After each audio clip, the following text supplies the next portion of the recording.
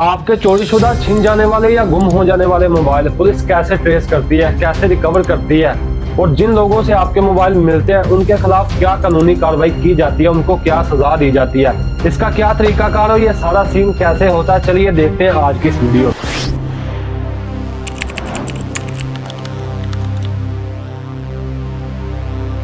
अस्सलाम वालेकुम, मेरा नाम है काशिफ फारूक और आप देख रहे हैं मेरा सोशल मीडिया चैनल। वैसे तो पुलिस के पास बहुत सारे ऑप्शन हैं जिनसे वो आपका मोबाइल रिकवर कर सकते हैं, ट्रेस कर सकते हैं, लेकिन जो सबसे इम्पोर्टेंट है और जिसकी वजह से सबसे ज्यादा मोबाइल रिकवर हो रहे हैं, ट्रेस हो रहे हैं, वो है ई गैजेट ऐप। 2019 से पहले अगर किसी शख्स का मोबाइल गिर जाता था, गुम हो जाता था या उससे छीन लिया जाता था, तो इस सूरत में पुलिस में रिपोर्ट दर्ज होने की सूरत में पुलिस उस मुतलका कंपनी के पास जाती थी। मतलब कि जिस कंपनी का मोबाइल होता था उस कंपनी के पास जाकर उनको बताना पड़ता था कि ये इस मोबाइल का मालिक है, आप चेक करें कि इसकी सिम के बाद इस मोबाइल में कौन सी सिम चली है। तो उस सूरत में कंपनी आपको डाटा प्रोवाइड करती थी। मतलब कि उस मालिक की सिम चलने के बाद अगर कोई दूसरी सिम उस मोबाइल में चलती थी तो वो आपको बता देते थे कि फलां शख्स की सिम इस मोबाइल में चली है, उसका नाम ये है, वल्दियत ये है और उसका एड्रेस ये है, ये उसका ID कार्ड है, बाज़ औक़ात उसकी तस्वीर भी मिल जाती थी।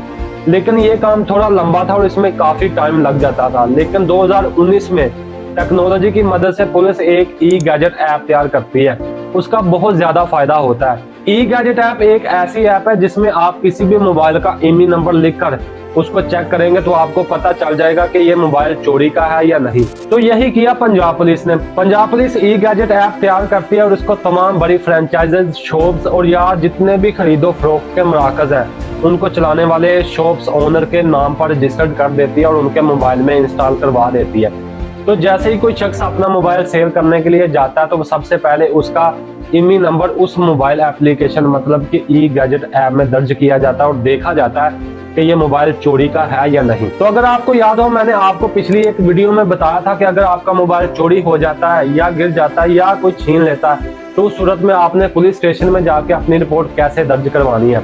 उसमें मैंने आपको बताया था कि मुतलका पुलिस स्टेशन में आपका मोबाइल कैसे ट्रेसिंग पर लगता है। तो वही चीज होती है अब यहाँ पर भी। जैसे कोई शख्स अपना मोबाइल सेल करने के लिए किसी भी दुकान पर जाता है, वो दुकानदार इस चीज का पाबंद होगा कि उसके पास कोई भी शख्स अगर मोबाइल बेचने के लिए आता है तो वो उसका IMEI नंबर अपनी ई गैजेट ऐप में लाजमी देखेगा कहीं ये मोबाइल चोरी का है या नहीं। अगर मोबाइल चोरीशुदा निकल आता है उस जिला की मुतलका IT ब्रांच में उसका नोटिफिकेशन चला जाएगा और उस मुतलका पुलिस स्टेशन में भी उसका नोटिफिकेशन चला जाएगा जहां पर आपने अपनी रपट गुमशुदगी या चोरी होने की दरख्वास्त दी थी और आपका मोबाइल ऑनलाइन ट्रेसिंग पर लगवाया गया था। चोरीशुदा मोबाइल का डाटा आने पर वो दुकानदार मुतलका पुलिस को इतला देगा और पुलिस को बुलाकर उस बंदे और मोबाइल को उनके हवाले कर देगा। रिकवर होने की सूरत में मुतलका तफ्तीशी अफसर को राब्ता किया जाता है कि आप अपना मोबाइल आकर रिसीव कर लें, आपका मोबाइल ट्रेस हो गया। मुतलका तफ्तीशी अफसर आपके साथ जाए या अकेला जाए, वो मोबाइल लाकर कानूनी कार्रवाई पूरी करने के बाद मोबाइल को आपके हवाले कर देता है। जिससे मोबाइल बरामद हुआ होता है उसको चालान करके